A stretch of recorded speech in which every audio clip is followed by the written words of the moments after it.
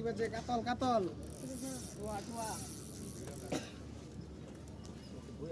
কাতল কাতল।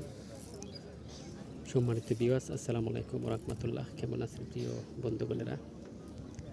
এখানে অভিজ্ঞ শিকারী আব্দুল রশিদ ভাই বড় একটি মাছ শিকার করেছেন।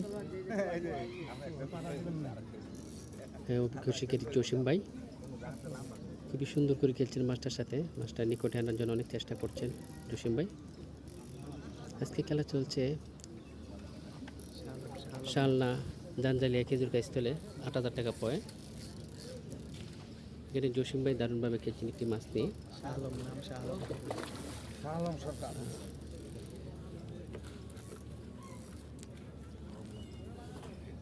আলম সরকার ভাই অভিজ্ঞ দক্ষ শিকারী, খুবই সুন্দরভাবে খেলে যাচ্ছেন।